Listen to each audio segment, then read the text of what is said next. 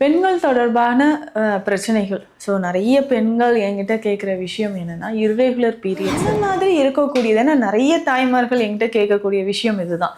Madam இப்போ periods வந்து என் குழந்தைக்கு எவ்ரி மந்த் வந்தே ஆகணுமா? இல்ல வரலன்னா வேற ஏதாவது ப்ராப்ளம் இருக்குமா? 1 மாதமோ, 2 மாதங்களுக்கு உள்ளாக நமக்கு வந்து பீரியட்ஸ் வராம இருந்துச்சுன்னா, இமிடியேட்டா அதற்கான சிகிச்சைகள் டெய்லி காலையில இந்த கஷாயம் குடிச்சா நமக்கு பிசிஓடி ப்ராப்ளம்க்கு நல்லாவே ஒரு சொல்யூஷன் அப்படின்னு பார்த்தோம்னா, ரொம்ப எளிமையாக இந்த கஷாயத்தை ஃபாலோ பண்ணுங்க. நான் சொன்ன இந்த ஹோம் ரெமடியை ஃபாலோ பண்ணுங்க.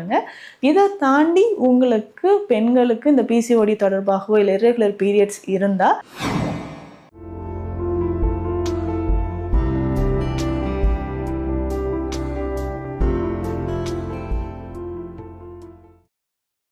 வரம் நேயர்களுக்கு வணக்கம். நான் டாக்டர் நித்யா, சித்த மருத்துவர்.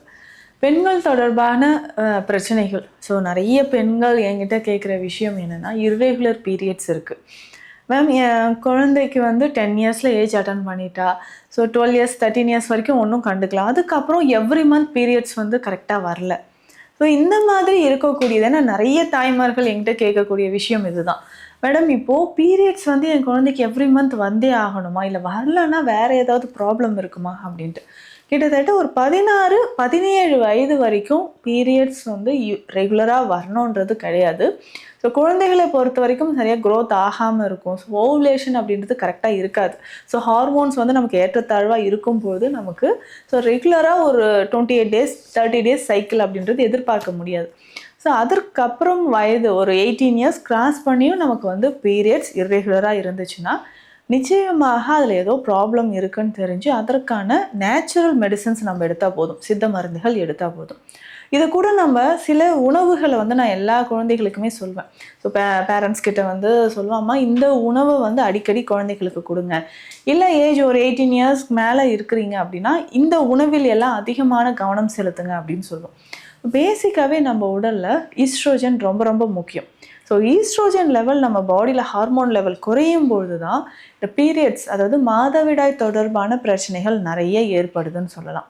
அப்போ இந்த பீரியட்ஸ் ரெகுலராக வரணும்னா எந்த மாதிரியான உணவுகள் எடுக்கணும்? அதே மாதிரி நம்மளுடைய கர்ப்பப்பை வலிமை சேர்க்கக்கூடிய உணவுகள் என்ன? இல்லை பேசிக்காக ஏதாவது கீரைகள் எடுத்தால் நமக்கு ஓகேவா? இல்லை காய்கறிகள் ஏதாவது எடுக்கலாமா? இதுக்கு ஹெர்பல்ஸ் வந்து ஏதாவது நம்ம ஆட் பண்ணி சாப்பிட்லாமா அப்படின்ற மாதிரி ஒரு டவுட் இருக்கும். ஆனால் இன்றைக்கு அவசரமான உலகத்தில் பெண்கள் வந்து பீரியட்ஸ் நமக்கு எவ்ரி மந்த் வருதா இல்லையான்னு கூட நம்ம கவனிக்காமல் ஓடிக்கிட்டு இருக்கிறோம். ஸோ 2 மந்த்ஸ்க்கு அப்புறம் தான் பார்க்குறோம், ஆமாம் இல்லை 2 மந்த்ஸாக நமக்கு பீரியட்ஸ் வரலையே, என்னவா இருக்கும், சரி பார்க்கலாம் அப்படின்னு வெயிட் பண்ணி ஒரு 6 மந்த்ஸ் 8 மந்த்ஸ் கடந்ததுக்கப்புறம் ஒரு ஸ்கேன் எடுத்து பார்த்து உள்ளே ஏதோ ப்ராப்ளம் இருக்குது, இது அப்போவே நம்ம கவனிச்சிருந்தா ரொம்ப எளிமையாக இது வந்து சரி பண்ணியிருக்கலாமேன்ற மாதிரி நினைப்போம். 1 மாதமோ 2 மாதங்களுக்கு உள்ளாக நமக்கு வந்து பீரியட்ஸ் வராமல் இருந்துச்சுன்னா இமிடியேட்டாக அதற்கான சிகிச்சைகள் எடுக்கணும்.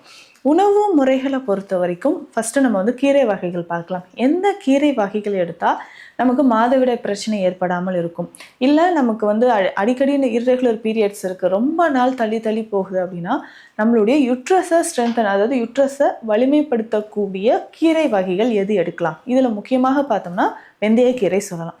வெந்தயமே நம்ம வந்து பெண்களுக்கு பேசிக்காக வயிறு வலி இருந்தால் வெந்தயம் சாப்பிடுவோம். வெந்தய களி கொடுக்கறது நம்ம வழக்கத்தில் இருக்குது. ஸோ இடுப்பு எலும்புகளை வலிமைப்படுத்தவும் கர்ப்பப்பையை வலிமைப்படுத்தவும் வெந்தயம் ரொம்ப ரொம்ப சிறந்தது. வெந்தய கீரையாக எடுக்கும்போது நம்ம உடலில் இரும்புச்சத்து நமக்கு நிறையவே கிடைக்கும். கால்சியம், விட்டமின்ஸ் எல்லாமே அதில் அடங்கியிருக்கு. வெந்தயக்கீரை வாரத்திற்கு 4 நாட்களாவது நம்ம கூட்டு மாதிரி செய்து பெண்களுக்கு கொடுக்கணும். வெந்தயமும் நம்ம வந்து பவுடர் பண்ணி வச்சுட்டு களி செய்து நம்ம வந்து வாரத்திற்கு 1 நாளாவது பெண் குழந்தைகளுக்கோ இல்லை பெண்கள் அடிக்கடி நம்ம சாப்பிட்டுட்டு வந்தோம்னா உடலில் இருக்கக்கூடிய அதிகமான உஷ்ணம் குறையும். வெந்தய களியை பொறுத்த வரைக்கும் அதனோட வெந்தயத்தோடு நம்ம என்ன சேர்க்கிறோம்னா நல்லெண்ணெய் சேர்க்கிறோம்.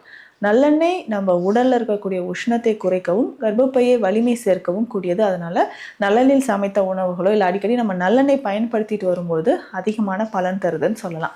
பேசிக்காக நம்ம கிளினிக்கில் இந்த மாதிரியான இர்ரெகுலர் பீரியட்ஸ் இருக்குது, பிசிஓடி ப்ராப்ளம் பேசிக்காக எல்லாருமே ஃபேஸ் பண்ணக்கூடிய ஒரு விஷயம்னா பாலிசிஸ்டிக் ஓவரியன் டிசீஸ் அப்படின்னு சொல்கிறோம். ஸோ அந்த யுட்ரஸில் நமக்கு இருக்கக்கூடிய சைடில் 2 ஓவரிஸ் இருக்கும்.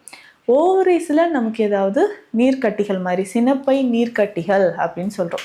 நீர்க்கட்டிகள் இருக்க இருக்க என்ன ஆகுதுன்னா நமக்கு இர்ரெகுலர் பீரியட்ஸ் ஓவுலேஷனே நடக்காமல் ஃபாலிகல்ஸ்லேருந்து நமக்கு வந்து மெச்சூரிட்டி எக் வெளியில் வராமல் என்ன ஆகுதுன்னா பீரியட்ஸ் வந்து நமக்கு தடைப்படுது. இந்த மாதிரி இருக்கக்கூடிய சமயத்தில் பெண்கள் சந்திக்கக்கூடிய பிரச்சனைகள் நிறையவே இருக்குது. ஸோ அதிகமான உடல் பருமன் ஆகிறது, ஃபேஸில் வந்து நிறைய முடி வளர்ச்சி, ஹிர்டுசிசம் அப்படின்னு சொல்லுவோம். ஸோ அதிகமான ரோமங்களோட வளர்ச்சி முகத்தில் வர்றது, இது எல்லாமே நம்ம பார்க்குறோம்.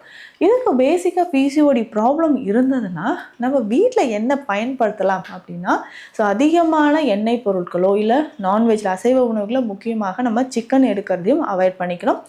இரவு நேரம் ரொம்ப நேரம் கண் விழிச்சு நம்ம உட்காந்துருக்கிறது இதெல்லாம் அவாய்ட் பண்ணிக்கணும். ஸோ பாடி ஹீட் ஆகாமல் பார்த்துக்கணும். உணவு முறை டெய்லி காலையில் இந்த கஷாயம் குடித்தா நமக்கு பிசிஓடி ப்ராப்ளம்க்கு நல்லாவே ஒரு சொல்யூஷன் அப்படின்னு பார்த்தோம்னா ரொம்ப எளிமையாக இந்த கஷாயத்தை ஃபாலோ பண்ணுங்கள். நிறைய பேருக்கு நான் சொல்லி இதனால் ஒரு பாசிட்டிவ் ஃபீட்பேக் கொடுத்து இந்த பிசிஓடி ப்ராப்ளம்க்கு இது நல்ல ஒரு சொல்யூஷனாக இருக்கும்னு சொல்லலாம். என்னென்ன இதுக்கு தேவை அப்படின்னா, சதக்குப்பை அப்படின்னு சொல்லக்கூடிய மூலிகை நாட்டு மருந்து கடைகளில் இருக்கும். இதை வாங்கி வச்சுக்கோங்க. ஒரு 100 இருந்து 200 கிராம் வாங்கி வச்சுக்கிட்டா ஒரு மாதத்துக்கு நம்ம வந்து இதை ரெடி பண்ணணும்னா 200 கிராம்ஸ் சதக்குப்பை அப்படின்ற மூலிகை இதை வாங்கி வச்சுக்கோங்க. இதனோட மற்ற மூலிகை எல்லாமே 100 கிராம் நம்ம சேர்த்துக்க போகிறோம். என்னென்ன மூலிகை அப்படின்னா, சோம்பு 100 கிராம், சீரகம் 100 கிராம், சுண்டை வற்றல் 100 கிராம், உப்பில்லாத சுண்டை வற்றல் 100 கிராம் எடுத்துக்கணும். இந்த மூலிகைகள் எல்லாமே லேசாக வறுத்து பவுடர் பண்ணிக்கணும். பவுடர் பண்ணி வச்சுக்கோங்க.